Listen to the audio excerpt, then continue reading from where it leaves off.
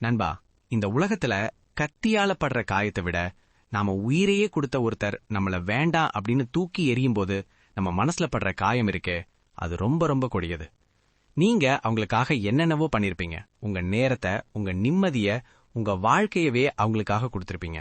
ஆனா அவங்க ரொம்ப சாதாரணமா உன் கூட என்னால வாழ முடியாது, இல்ல நீ எனக்கு செட் ஆகல அப்படின்னு சொல்லிட்டு உங்களை நட்டாத்துல விட்டுட்டு போயிருப்பாங்க.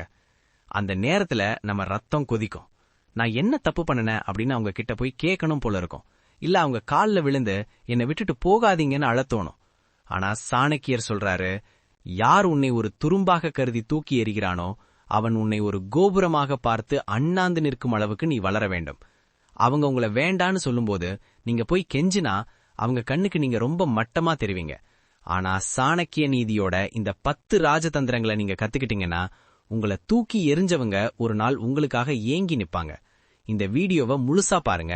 இன்னைக்கு ஒரு புதிய மனிதனா நீங்க வெளியே போவீங்க. தந்திரம் 1, அழுகையை நிறுத்து, அமைதியை ஆயுதமாக்கு. தந்திரம் நம்பர் 1, முதல்ல அவங்க கிட்ட போய் கெஞ்சிறத, அழுறத இப்போதே நிறுத்துங்க. நம்மள ஒருத்தர் வேண்டான்னு சொல்லும்போது நாம செய்யற முதல் தப்பு, தயவு செஞ்சு என்னை விட்டு போகாத, நான் என்ன தப்பு பண்ணனேன்னு சொல்லு, நான் மாத்திக்கிறேன் அப்படின்னு அவங்க கிட்ட போய் மண்டிடுறது. சாணக்கியர் சொல்றாரு, கெஞ்சுபவனின் காலடியில் கர்வம் தான் மிஞ்சும். நீங்க அவங்க கிட்ட போய் அழும்போது அவங்களுக்கு ஒரு அதிகாரம் கிடைக்குது. பாத்தியா, நான் இல்லனா இவன் செத்துடுவான் அப்படின்னு அவங்க ஈகோ தலைக்கு ஏறும். அவங்களுக்கு அந்த கர்வத்தை நீங்க ஏன் கொடுக்கறீங்க? அவங்க நீ எனக்கு வேண்டான்னு சொல்றாங்களா? சரி, ஓகே அப்படின்னு சொல்லிட்டு அமைதியா அங்கிருந்து நகருங்க. உங்களுடைய அந்த மௌனமான விலகல் அவங்க மண்டைக்குள்ள ஒரு பெரிய குழப்பத்தை உண்டாக்கும். இவன் ஏன் அழல, நம்மளை விட இவனுக்கு வேற ஏதோ முக்கியமா இருக்கோ அப்படின்னு அவங்க யோசிக்க ஆரம்பிப்பாங்க. உங்களோட அமைதி தான் உங்களோட முதல் ஆயுதம். தந்திரம் 2, துரோகத்தை எரிபொருளாக்கு. தந்திரம் நம்பர் 2, உங்களுடைய காயங்களை, உங்களுடைய கோபத்தை உங்களுடைய வெற்றிக்கான எரிபொருளா மாத்துங்க. அவங்க உங்களை அவமானப்படுத்திட்டு போகும்போது உங்க மனசுக்குள்ள ஒரு நெருப்பு எரியும். அந்த நெருப்பை வச்சு அவங்க கிட்ட சண்டை போட்டு உங்க சக்தியை வீங்காக்காதீங்க. சாணக்கியர் சந்திரகுப்த மௌரியருக்கு சொன்னார், எதிரி உனக்கு கொடுக்கும் அவமானம் உன்னை கொளுத்தும் நெருப்பாக இருக்கக்கூடாது, உன்னை இயக்கும் ஒளியாக இருக்க வேண்டும். உங்களை வேண்டான்னு சொன்னாங்களா, அந்த கோபத்தை அப்படியே மனசுக்குள்ள வைங்க. அதை உங்க கரியர்ல, உங்க படிப்புல, உங்க பிசினஸ்ல காட்டுங்க. பகலா தூங்காம உழைங்க. அந்த வனிதான் உங்களை அடுத்த கட்டத்துக்கு கொண்டு போகணும். தந்திரம் 3, சமூக ஊடகங்களில் மர்ம மனிதனாக மாறு. தந்திரம் நம்பர் 3, உங்க சமூக ஊடகங்களில் மௌனத்தை போர்த்திக் கொள்ளுங்கள். இன்னைக்கு ஒருத்தர் நம்மளை விட்டு போயிட்டா உடனே நாம செய்யற தப்பு என்ன தெரியுமா? வாட்ஸ்அப்ல சோகமான பாட்டு வைக்கிறது, யாரையும் நம்பாதீங்கன்னு ஸ்டேட்டஸ் போடுறது, இல்லனா இன்ஸ்டாகிராம்ல சோகமான கோட்ஸ் போடுறது. சாணக்கியர் எச்சரிக்கிறாரு, உன் பலவீனத்தை உன் எதிரிக்கு காட்டாதே.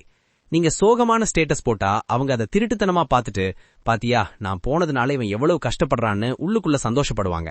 நீங்க அவங்களுக்கு அந்த வெற்றியை ஏன் தார வார்த்து கொடுக்கறீங்க? இன்னையிலிருந்து உங்க சோஷியல் மீடியா அமைதியாகட்டும். நீங்க சோகமாவும் இருக்கக்கூடாது, ரொம்ப ஓவரா சந்தோஷமா இருக்கிற மாதிரியும் காட்டிக்க கூடாது. உங்க அக்கவுண்டே சைலண்ட் ஆகணும். நீங்க என்ன பண்றீங்கன்னே அவங்களுக்கு தெரியக்கூடாது. அந்த மர்மம் அவங்கள தூங்க விடாம பண்ணும். தந்திரம் 4, உங்களை நீங்களே செதுக்கிக் கொள்ளுங்கள். தந்திரம் நம்பர் 4, உங்களுடைய மதிப்பை நீங்க பல மடங்கு உயர்த்தணும். அவங்க உங்களை விட்டு போகும்போது நீங்க எப்படி இருந்தீங்களோ அதே மாதிரி நீங்க இருந்தா அவங்க உங்களை பத்தி கவலையே பட மாட்டாங்க. நல்ல வேலை இவனை விட்டுட்டு வந்தோம் அப்படின்னு தான் நினைப்பாங்க. சாணக்கியர் சொல்றாரு, தகுதியற்றவர்களிடம் உன் மதிப்பை காட்டாதே, உன் தகுதியை உயர்த்தி காட்டு. உங்க உடம்ப ஃபிட்டா மாத்துங்க, நல்லா ட்ரெஸ் பண்ணுங்க, புதுசா ஏதாவது கத்துக்கோங்க, 4 காசு சம்பாதிக்கிற வழியை பாருங்க. உங்களை அவங்க பார்க்கும்போது, அடடா நாம விட்டுட்டு வந்த ஆளா இது, இவ்வளவு சூப்பரா மாறிட்டானே அப்படின்னு அவங்க ஆச்சரியப்பட்டு நிப்பாங்க. உங்களுடைய இந்த மாற்றம் அவங்க முடிவை அவங்களே தப்புன்னு நினைக்க வைக்கும். தந்திரம் 5, பிளாக் செய்யாத மௌனம். தந்திரம் நம்பர் 5, இது ரொம்ப முக்கியமான சைக்கலாஜிக்கல் தந்திரம் நண்பா. நிறைய பேர் பண்ற தப்பு என்ன தெரியுமா? கோபத்துல உடனே அவங்கள எல்லா இடத்துலயும் பிளாக் பண்றது. நீங்க பிளாக் பண்ணீங்கன்னா எனக்கு உன் மேல கோபம் இருக்கு, நான் உன்னை இன்னும் மறக்கலன்னு நீங்க இன்டைரக்டா சொல்றீங்கன்னு அர்த்தம். ஆனா சாணக்கிய நீதிப்படி நீங்க என்ன பண்ணணும் தெரியுமா? அவங்கள பிளாக் பண்ணாதீங்க, ஆனா அவங்க கிட்ட இருந்து எந்த மெசேஜோ போனோ வந்தா உடனே ரிப்ளை பண்ணாதீங்க. அவங்க ஸ்டேட்டஸை நீங்க பார்க்காதீங்க. ஆனா நீங்க போடுற உங்களுடைய கெத்தான லைஃப் ஸ்டைல் போஸ்டுகளை அவங்க பார்க்கட்டும். நீங்க சந்தோஷமா உங்க ஃப்ரெண்ட்ஸ் கூட இருக்கிறத, உங்க வேலையில சாதிக்கிறத அவங்க பார்க்கணும். ஆனா நீங்க அவங்கள கண்டுக்கவே கூடாது. இவன் இருக்கும்போதும் எனக்கு கண்டுக்கல, இல்லாத போதும் கண்டுக்கலையே, அப்போ இவன் வாழ்க்கையில எனக்கு மதிப்பே இல்லையா அப்படின்னு அவங்க ஈகோ சுக்குநூறா உடையும். தந்திரம் 6, விளக்கங்கள் அளிப்பதை நிறுத்துங்கள். தந்திரம் நம்பர் 6, உங்க தரப்பு நியாயத்தை விளக்குவதை இப்போதே நிறுத்துங்க. நம்மள ஒருத்தர் தப்பா புரிஞ்சுட்டு போகும்போது நாம என்ன பண்ணுவோம்? இல்ல, நான் அப்படி பண்ணல, நான் உன்னை ரொம்ப நேசிச்சேன் அப்படின்னு ஆடியோ மெசேஜ் போடுறது, பெரிய பெரிய பேராகிராஃபா டைப் பண்ணி அனுப்புறதுன்னு நம்ம எனர்ஜியை வேஸ்ட் பண்ணுவோம். சாணக்கியர் சொல்றாரு, உன் எதிரிக்கு நீ தரும் விளக்கம் அவனுக்கு கிடைக்கும் அதிகாரம். நீங்க விளக்கம் கொடுக்கும்போது அவங்க ஜட்ஜ் மாதிரி உட்கார்ந்துருக்காங்க, நீங்க குற்றவாளி கூண்டுல நிக்கிறீங்கன்னு அர்த்தம். அவங்களுக்கு அந்த சீட்டை நீங்க ஏன் கொடுக்கறீங்க? அவங்க உங்களை பத்தி என்ன வேணா நினைச்சிட்டு போகட்டும், நீங்க மௌனமா இருங்க. உங்களுடைய அந்த சைலன்ஸ் அவங்களுக்கு என்ன சொல்லும் தெரியுமா? உன்னோட தப்பான எண்ணங்களுக்கு பதில் சொல்ல வேண்டிய அவசியம் எனக்கு இல்ல அப்படிங்கிற கசப்பான உண்மையை உறக்க சொல்லும். தந்திரம் 7, கண்களின் மௌன போர். தந்திரம் நம்பர் 7, தற்செயலா அவங்கள நேருக்கு நேர் பார்க்க வேண்டிய சூழ்நிலை வந்தா என்ன பண்றது? சாதாரண மனிதர்கள் என்ன பண்ணுவாங்க? ஒன்னு முகத்தை திருப்பிக்கிட்டு போவாங்க, இல்லைனா கோபமா முறைப்பாங்க. ஆனா நீங்க சாணக்கியரின் இந்த தந்திரத்தை ஃபாலோ பண்ணணும். அவங்க கண்ணை ரொம்ப நிதானமா அலட்சியமா பாருங்க, ஆனா ஒரு வார்த்தை கூட பேசாதீங்க. ஏதோ ஒரு முகம் தெரியாத அந்நியனை பார்க்கிற மாதிரி உங்க பார்வையில எந்த ஒரு உணர்ச்சியும் இருக்கக்கூடாது, கோபமும் இருக்கக்கூடாது, காதலும் இருக்கக்கூடாது. ஒரு வெற்று பார்வை. 5 செகண்ட் அவங்க கண்ணை பார்த்துட்டு அப்படியே கடந்து போயிட்டே இருங்க. நீங்க பேசுற 1000 கெட்ட வார்த்தைகளை விட உங்களுடைய அந்த அலட்சியமான பார்வை அவங்க ஆன்மாவை சுடும். தந்திரம் 8, மன்னிப்பு இல்லாத தூரம். தந்திரம் நம்பர் 8, கொஞ்ச நாள் கழிச்சு அவங்களுக்கே உங்க அருமை புரியும். ஏன்னா இந்த உலகத்துல உண்மையான அன்பு கிடைக்கிறது ரொம்ப கஷ்டம். அவங்க மத்தவங்க கிட்ட போய் அடிபட்டுட்டு அப்புறம் உங்க ஞாபகம் வந்து திரும்ப உங்ககிட்ட பேசுறதுக்கு வருவாங்க.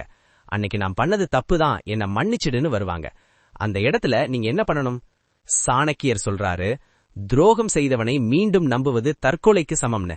அவங்க மன்னிப்பு கேட்கும்போது நீங்க சண்டை போடாதீங்க. பரவாயில்ல, அதெல்லாம் முடிஞ்சு போன விஷயம் அப்படின்னு நாகரிகமா சொல்லிடுங்க. ஆனா மீண்டும் உங்க வாழ்க்கைக்குள்ள அவங்கள சேர்க்காதீங்க. உங்க மௌனம் அங்க ஒரு பெரிய இரும்பு சுவரா இருக்கட்டும்.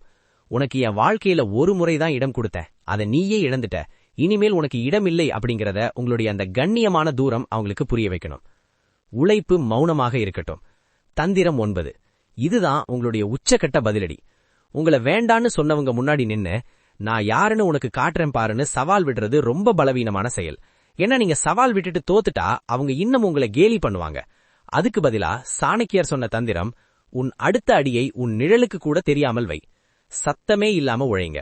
உங்களை அவமானப்படுத்தியவங்க காதுல உங்களுடைய வெற்றியோட செய்தி மட்டும்தான் விழணும்.